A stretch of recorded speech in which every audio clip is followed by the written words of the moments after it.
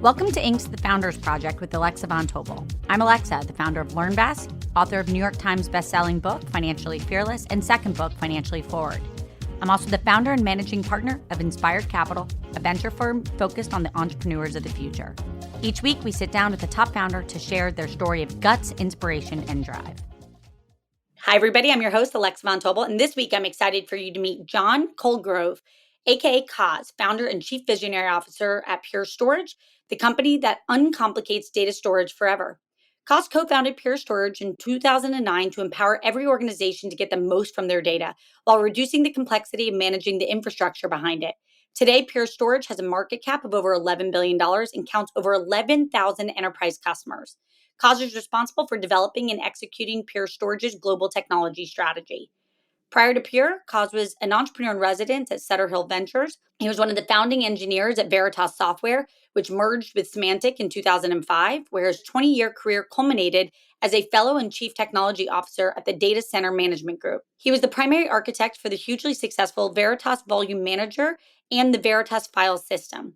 Coz holds over 170 patents in the area of computer systems and reliable data storage design. Coz has a Bachelor of Science degree from Rutgers University. And with that, let's welcome the incredible engineer, Coz. Let's just start from the basics. Pure Storage. Tell us about the company in your own words, and let's go back to the beginning founding story. Tell us. You know, it's sort of funny because I always regarded myself as a software engineer, so much not an entrepreneur. I had worked at Veritas for a long time. A friend and I were the first two engineers there.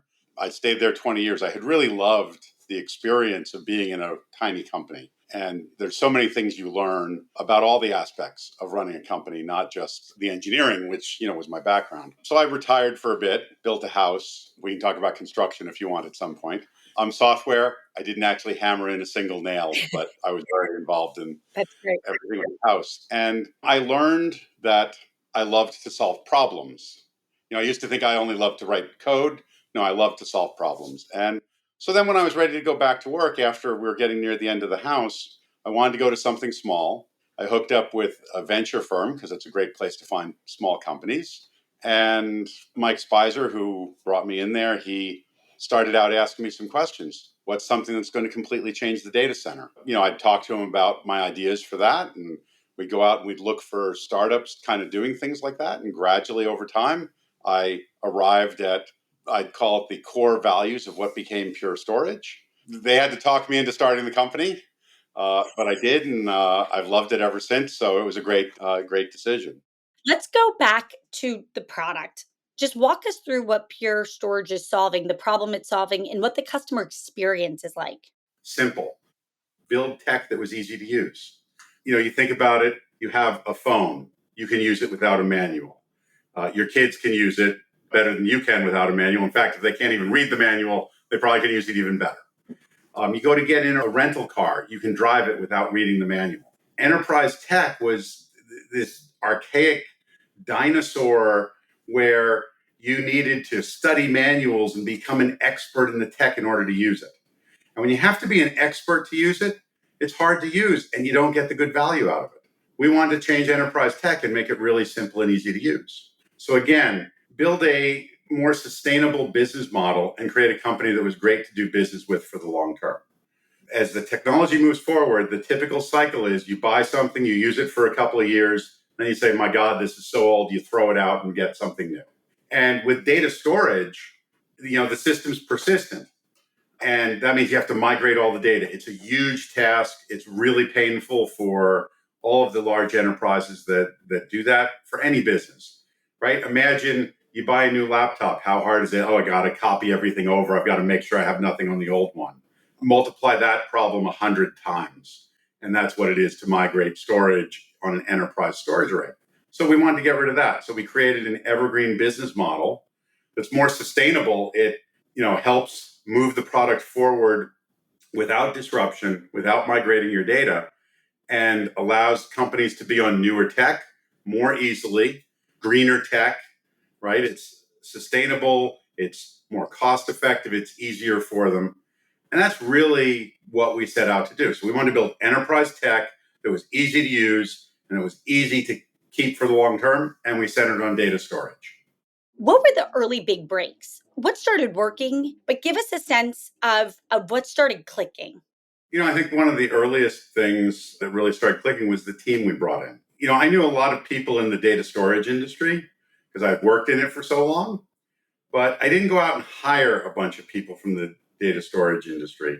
I just went out and hired smart engineers that knew how to solve problems because I kind of had this attitude that I wanted to upend everything that had annoyed me about the storage industry for the previous 20 years. And so I didn't need people that knew what annoyed me. I needed people that could solve the problem to go out beyond. I'm a big believer that every engineer, no matter how good, has blind spots. And when you can form a great team, you work better. So one of the first things that happened was Mike Spicer introduced me to John Hayes, who became my co-founder. And John was brilliant. He had no background whatsoever in storage. That clicked. I could come up with this really annoyed me. I hated this. And we could work together to solve the problem. And John wasn't biased towards all the solutions everybody had done. We did have a few people that came from the storage industry, but by and large, most of the engineers we hired did not come from the storage industry. I think that was one thing that worked well. Another thing that worked well was just, Mike Spicer, the venture capitalist we got, he really worked well with us. We needed more money. He helped bring in the next venture firm. We got Anil Bushri. We got some great advice from them and from Mark Leslie, our first outside board member. And they really helped with a lot of connections to people. So, hey, we need a salesperson. We need our CEO, right? There's another thing that clicked. I'm an engineer more. I'm not an operational person. I knew I did not want to be the CEO. I wanted someone else to be the CEO. Those folks helped us hire a great CEO, Scott Dietzen. And, Scott was just a fantastic CEO for a startup because he could expound on the vision, right? He was enough of a technologist and product oriented. He could really expound on the vision. He just created a great culture, worked out fantastically. And really, I think it's the team because, you get the right team and you adapt to things. You change, you shift course. And, Pure hasn't shifted radically from where we started out. There's a million little adjustments along the way that if you have the right team, they do it. Of course. On that point of a million little adjustments, what were the moments of stress in building Pure Storage? One of the things when you're doing data storage, quality is so important. If your laptop burned up in a fire, but you had all your data, you wouldn't care that much. You're like, oh, I get a new laptop.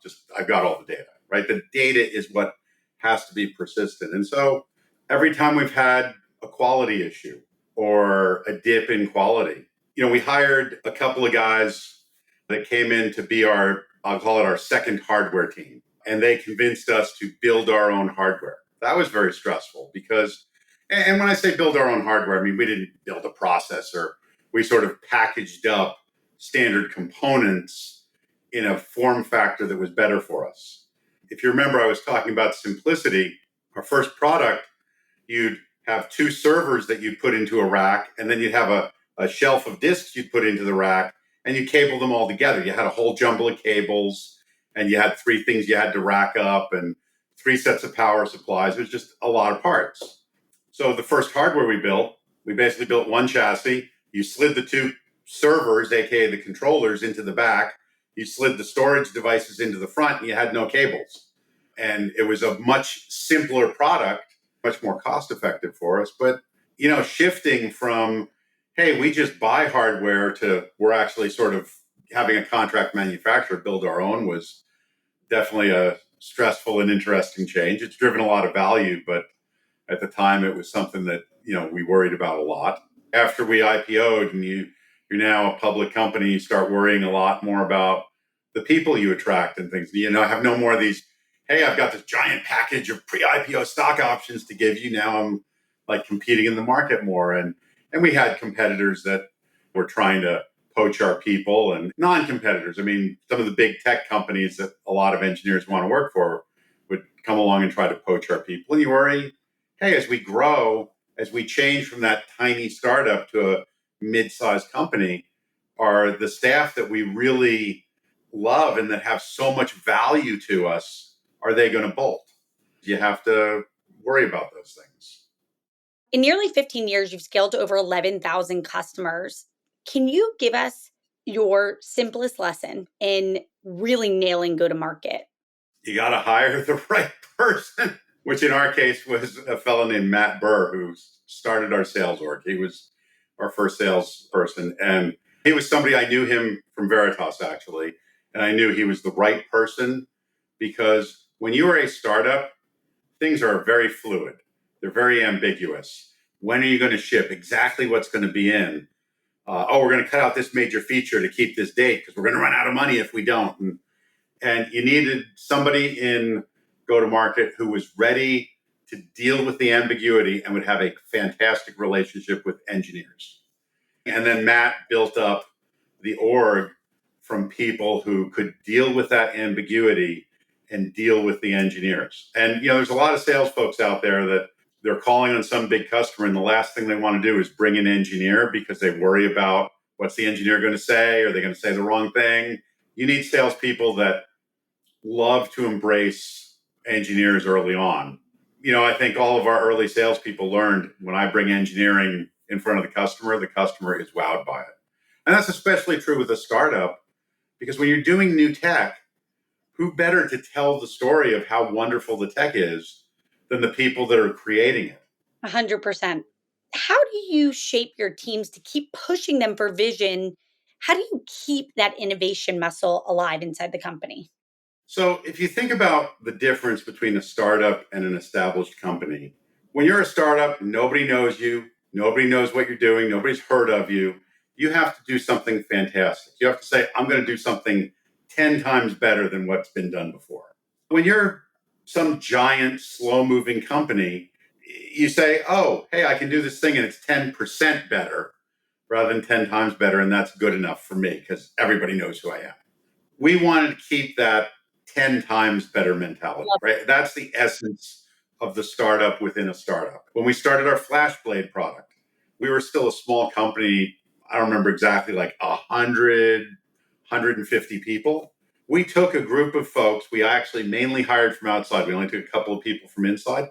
We put them in another building a block down the street in their own office. I was like maybe the only pure employee that had entry into that office. We really separated them out to get that startup mentality. I mean, now we're big enough, you don't quite do it that far, but it's a matter of pushing everybody to think big. We need to scale our product a little bit more. We have this limit on how many hosts we can have connected to us. Part of my job is to always push everybody to think not, well, we have 5,000 hosts and how do you get to 6,000? But how do you get to where we could do 50,000 or 500,000 and not care? How do you re-architect the subsystem? How do you rebuild it to make it super scalable? How do you leap beyond? You want to improve performance? Don't go for 1%, 2% gains. Go for a 50% gain, 100% gain or more. What predictions do you have from your kind of point of view in the category? If you fast forward 5 to 10 years, how does storage evolve over the next decade? What's obvious to you, Kaz? Well, I think the biggest obvious thing is that we're finally going to get rid of the hard drives. The hard drive manufacturers are saying, no, no, no, no, there's too many hard drives. Hard drives are much cheaper than flash. That is bull. You look at what people pay to power these things. You look at the cost of the space. You look at the cost of the people to run it. And flash is already doing about the same as disk. And we're in an industry that sees these wonderful exponential curves. You got Moore's Law. Okay, every 18 months, we're going to double the speed of the processor. Well, you know what? We've fallen off that finally. And disk storage and memory and things like that, they've fallen off those curves. And flash storage is on a steeper exponential curve. It's going to happen. I saw that back in 2009 when we started, and people used to think I was nuts for saying it. Still a decent slice of people that think I'm way overstating it. And like any big thing, it's going to take a little more time to do it. But think about, if you were alive 120 years ago, Yep. Your transportation was the very reliable horse, and you had a cart that went with your horse, and the horse was, hey, I just put it out in the field and it grazes. It's easy to fuel. It goes anywhere. It's flexible and adaptable. And there's these hobbyists, these rich people that they play around with these automobiles, these horseless carriages, but they're never going to be anything. And 15 years later, rich people had horses to play around with and everybody drove cars. These transitions happen. AI fuels it more.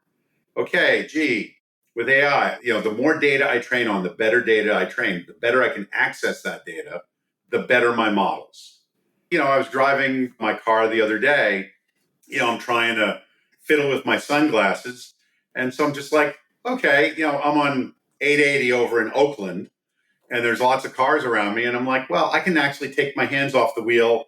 I'm watching it because I still don't 100% trust it yet, but I'm watching as the car slowly drifts a little bit towards the edge of the lane as there's a gentle curve. And I'm all ready to grab the wheel and it corrects itself. You know what I mean? And you think how much safer that makes the car. It's funny, my oldest son, he's in LA at college now, and he decided to live off campus now. So we got him a car. We offered him a car his freshman year, but he didn't want any part of driving in LA. But, it used to be you'd get your kids the oldest, cheapest junker you could. So when they'd wreck it, now I'm like, wait, you want to get them a modern, more expensive car with all the safety features. So it auto drives. So if they can't control it or don't pay attention or fall asleep, it saves them. Cause any other just predictions in plain sight to you? Something that I think all of the older generation like myself fear, which is the tech really knows what you're thinking and anticipates it. I mean, my wife and I usually go for a walk after dinner and, we're walking around the block and she's talking about, all the stuff that her watch is monitoring her. She's wearing an Apple Watch and the watch is measuring her O2 level and saying, hey, your aerobic health has changed like this over the last year that I've had it, right? And, I get in my car and it's like, well, it'll be 15 minutes to go home, take this road. The older group of us, the way that tech anticipates you, the way it monitors you, the way it just tracks casually your behavior is sort of terrifying. To the younger generation, it's just, they're fine with it. And by the way, that's always the case, right? I mean, every older generation wants to complain about how whatever new tech is ruining whatever new generation. The way to which these things are going to pervade everybody's life and actually enhance their quality of life.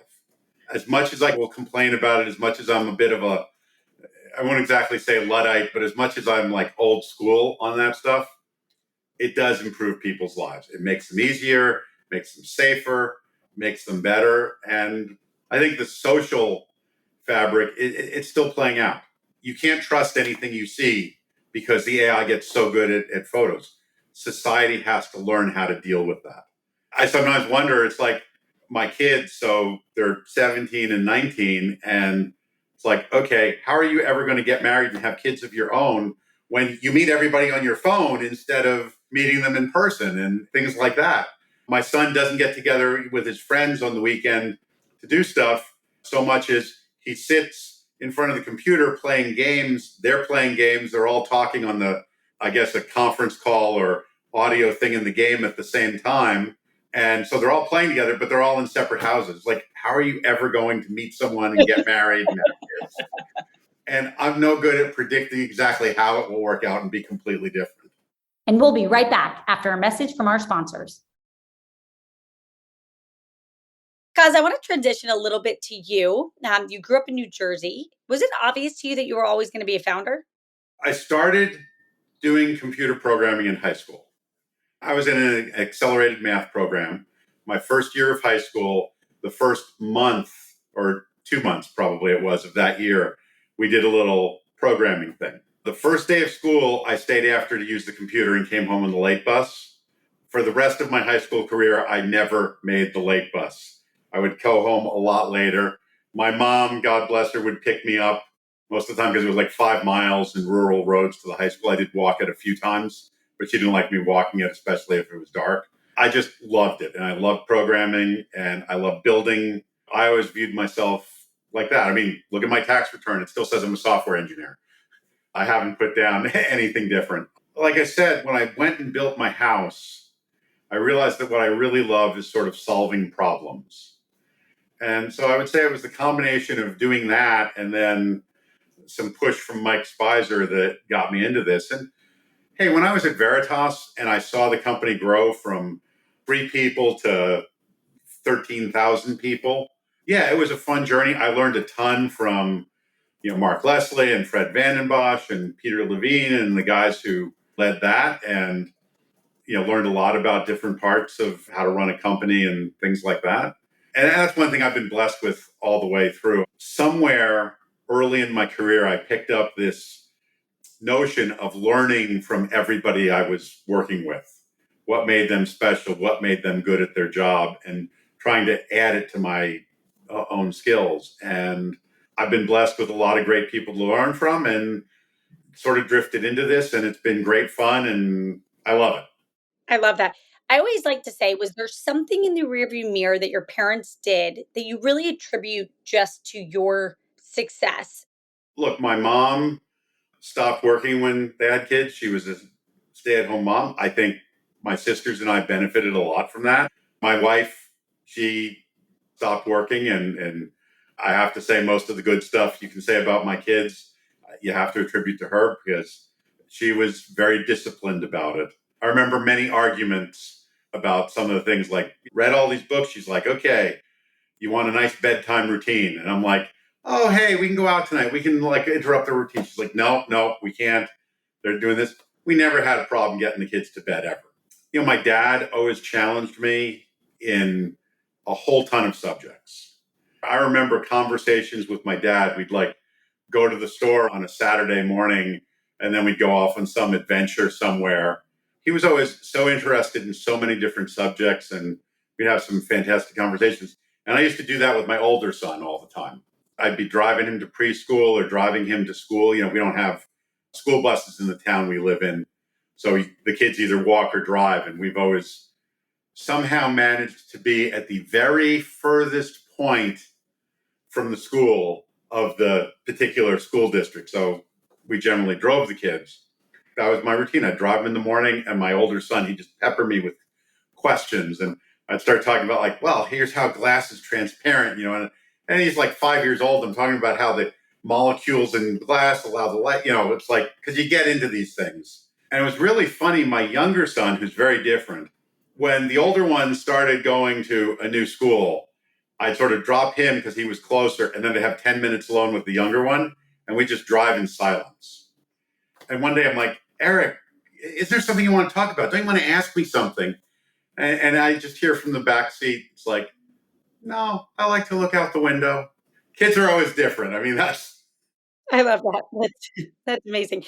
Kaz, I'm going to turn to the quickfire round. I'm going to ask you a question. I want you to tell me the first thing that comes to your mind. What is your favorite question to ask people when you interview them to better understand whatever you like to learn about people? I don't like to ask a quick question. I like to have a problem where I get into I'll call it an argument with the candidate. If I want to work with you, I know that if I can get into an argument, a debate about something, I want to see you push back against me. I don't want to see you say, well, gee, he's the chief visionary officer. I just got to listen to what he does. I want to see you defend your points. I want you to make points. I want to challenge you, and I want you to defend them, because I want to see that you can think logically. So when I do an interview, I always ask a problem, right? If I'm talking to a manager, I ask them about, okay, build me a hiring process to hire a great team. And then I challenge them on all the points that they try to do in that hiring process. I want to see that they have continuous improvement built in, they get feedback. And I mean feedback, qualitative feedback and quantitative feedback, and that they're going after metrics. If I'm talking to an engineer, I'm going to give them a little bit of a programming problem, and I want to see that they are careful in the code they write, and they test it, and that they can change it afterwards. And it's trivial bits of code because it's, just an interview. But I do problem-based interviews, and that's really what I go after. And I like the one other thing, I like to do the same interview for every candidate in sort of a classification, because then I can be much more objective about it rather than subjective. What is a quote that you live by? You can't go back to the good old days. You always have to be moving forward, changing and improving. I'm not sure exactly where the quote comes from in that, but that's the essence of, you go through life, you grow, you change, you improve. What is the biggest pinch me moment to date in your career? Probably actually the day that I came out to Silicon Valley to interview. I'm an engineer, flew into San Jose Airport, walking down, it was warm and sunny. It was like the evening, and I got in my rental car driving to the hotel, and I'm driving past these palm trees on El Camino Real, and I'm like, this is like something I've only ever seen in a movie. You know, I grew up on the East Coast, and I'm like, turn on the radio, and there's like ads for tech company jobs. And I'm passing billboards for these companies that I want to work for. And coming to a tech mecca, I still remember that first drive to the airport as being like, wow, this is where I want to be in this field. I love that. What's a book that's impacted your life, Cause? Okay, so I like to read a lot. So there was a book called 1941 that a friend recommended to me recently. And my son and I both read it. And it was by this author, Eri Hata. He's Japanese, and it told the story of the year 1941 from the point of view of the Japanese. And it was just really interesting to watch how they didn't really want to attack Pearl Harbor. They sort of got themselves, they decided back in like June, okay, we're going to give the US an ultimatum, we're going to do this, we're going to do that. The emperor didn't want it, all these ministers didn't want it, and none of them would speak up. And they just kind of rolled towards World War II, rolled towards attacking us. And when I read history, I like reading books that take a very unique and alternate point of view from what I know. And it gives you a very different perspective. I mean, it was just amazing to me when I read it, how much nobody in the government there wanted to go and attack Pearl Harbor, but they all, because they had said it once 6 months earlier, felt they had to. And nobody would speak up and say, wait, this is a mistake. Last question, what's one thing you hold as sacred? I would have to say actually spending time with my kids. You start a company and it is all consuming. You know, in the early days, I was very clear on this. It's like every day I'd come to work in the morning, right? So I'd drop the kids at like school. I'd come to work. I'd work until dinner time. I would go home, have dinner. After the kids were in bed, I would come back to the office and work till midnight. Wow. And I gave up, in order to do Pure, I gave up a lot of hobbies. And the one thing I refused to give up was spending time with the kids. My wife and I agreed on this at the time. She could sort of give up a bit of her time with me, but they wouldn't have understood. You know, when we started the company, they were, 5 and 3. That never comes again. You can't do that. And so throughout Pure, when they had Little League games, I made it. Now, that was made easier by the fact that the office was like a mile from the house. Of course. A couple of miles from school. So it's like, oh, there's a school concert. Great. I'll drive over there. The concert's supposed to go from 11 to 12, but their class will be at 11:15. I'd leave the office at 11. I'd get there at 11:10. I'd walk in. I'd see their performance. And then I'd leave and come back to the office. And back to the office by like 11:30, 11:35. I never went away from that. Cause, maybe that's a really perfect high point to end on. First of all, thank you so much for joining us today. Everybody out there, if you have never checked out Pure Storage, head to purestorage.com. Cause, in a short period of time, you built a company that's valued at over $11 billion.